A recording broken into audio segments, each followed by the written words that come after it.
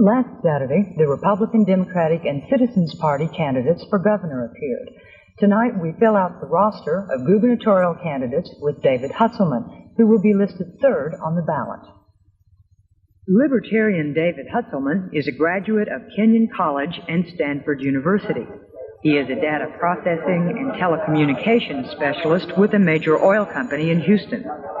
Hutzelman says government is the problem, not the solution, in all areas from public utilities to victimless crimes. Welcome, Mr. Hutzelman. Good evening, Susan. You have 3 minutes for an opening statement. As I have traveled around the state of Texas for the last 2 months, the message that I have been trying to deliver to the voters is that government is not the solution, it's the problem. The message that more taxes and more regulations and more laws and more agencies are not going to solve the problems that we face in Texas today. They have, to a large extent, caused these problems. In the economy, in our personal lives, and in our education system, I will be making proposals to free up the system and remove those barriers that government has placed in the way of individual Texans earning a living, running their own lives, or controlling their children's education. The foremost problem, I think, that is on people's minds in the area of the economy is unemployment. I think that although unemployment has been caused largely by bipartisan federal policies of inflation and deficit spending, there are things that the state government can and should do to alleviate unemployment. First and foremost among these is to return the state's $1.3 billion tax surplus back to the consumers and taxpayers of Texas by declaring a 4-month moratorium on the sales tax collection and permanently reducing the sales tax in the future.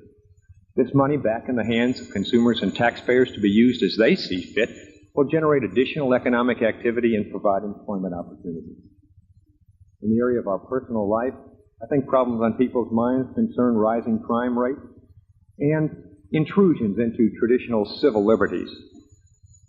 I would propose to repeal laws such as the wiretapping and prescription monitoring statutes, which I feel are unwarranted intrusions into traditional American rights to privacy. I think we should divert all of our scarce police resources to the pursuit of real crime and real violent criminals, and not have them patrolling bingo games or adult bookstores or other essentially peaceful activity. We feel the proper function of government is to protect people's rights, not to regulate their behavior. In the area of education, problems that I am encountered with are unacceptably low test scores and a whole host of other moral cultural problems such as prayer in the school, sex education, evolution versus creationism, bilingual instruction. I don't believe these problems can be solved as long as each taxpayer insists on controlling the content of the educational curriculum of the public schools.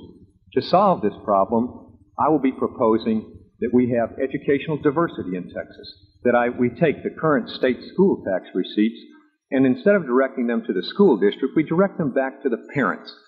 These vouchers, as they are called, worth approximately $2,000 a year, can be used at the school of the parent's choice, whether that is the local public school or a religious or Christian school. I think that this will best address the unique needs of the child and can have an educational system which reflects values which parents want to pass on to their children. In all these 3 areas, the economy, our personal lives, and the education system, I favor giving maximum choice and responsibility back to individual citizens in Texas. Thank you very much, Mr. Hutzelman. Now it's time for reporters' questions following the rules that we used with other gubernatorial candidates. You have 2 minutes to answer. Mr. Johnson, we're ready for your question.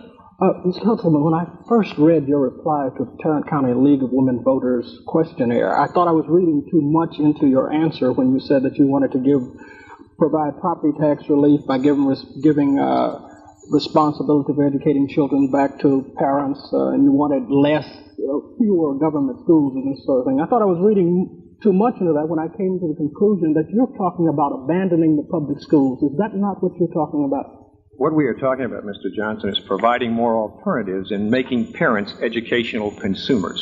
As a first step in that, I am advocating a voucher system which encourages people to make those decisions for their children. I think in the future, and we can move towards a system where parents can become completely responsible for not only the content of their child's education, but its funding. Some of the federal candidates that the Libertarian Party is running have also suggested alternative programs which can be used in conjunction with this, and that is federal tax credits for every parent that provides for their own child's education. Between these programs, I think we can work back to a system where we can control and return education to the parents. That means no public schools.